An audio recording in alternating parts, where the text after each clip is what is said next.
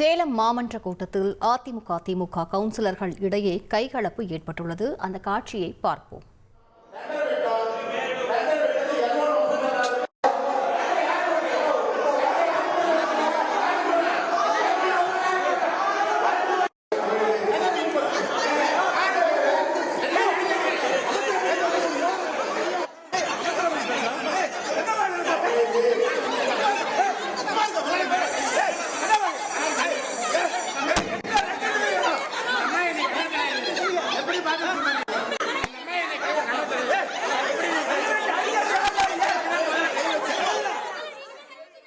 கூடுதல் விவரங்களை செய்தியாளர் தமிழ்ச்செல்வன் வழங்கிட்டு கேட்கலாம். தமிழ்ச்செல்வன் வணக்கம். என்ன நடந்தது? இந்த கைகலப்புக்கு என்ன காரணமாக சொல்லப்படுகிறது? விவரங்களை பதிவு பண்ணுங்க.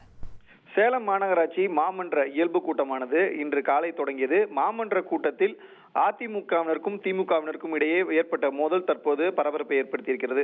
மாநகராட்சி டெண்டர்களை அமைச்சருக்கு நெருக்கமானவர்கள் மட்டுமே எடுப்பதாக அதிமுக கவுன்சிலர் யாதவமூர்த்தி குற்றம் சாட்டிய நிலையில திமுக கவுன்சிலர்கள் அவரை சுற்றி வளைத்து அவரிடம் வாக்குவாதத்தில் ஈடுபட்டனர். ஒரு கட்டத்தில் இந்த வாக்குவாதம் கைகலப்பாக மாறியதில் யாதவமூர்த்தி, அதாவது கவுன்சிலர் யாதவமூர்த்தியை திமுக கவுன்சிலர்கள் தாக்கியதாக கூறப்படுகிறது.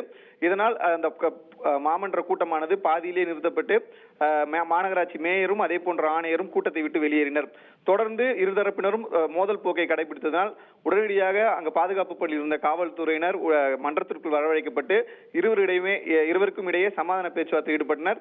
இருவரையும் தடுக்க முற்பட்டனர். எனினும் இரண்டு தரப்பிலிருந்தும் மாறி மாறி ஆபாச சொற்களை பரிமாறிக்கொண்ட நிலையில இருவரும் தாக்க முயற்சி செய்தனர். இந்த சம்பவம் தற்பொழுது அங்கு பரபரப்பை ஏற்படுத்திய நிலையில திமுக கவுன்சிலர்களுடைய இந்த நடவடிக்கைக்கு அதிமுக கவுன்சிலர்கள் எதிர்ப்பு தெரிவித்து மேயரின் இருக்கை முன்பு அமர்ந்து தற்போது தர்ணா போராட்டத்தில் ஈடுபட்டு வருகின்றனர். தொடர்ந்து அந்த பகுதியில் இந்த சம்பவம் பரபரப்பை ஏற்படுத்தியிருக்கிறது.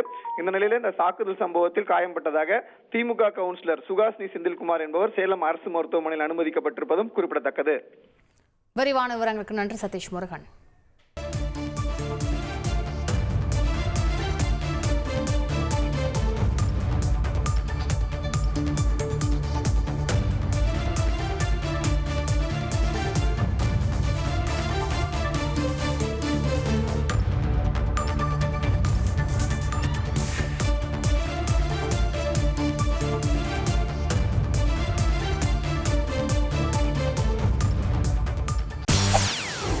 செய்திகளை உடனுக்குடன் தெரிந்து கொள்ள உடனே சப்ஸ்கிரைப் பண்ணுங்க.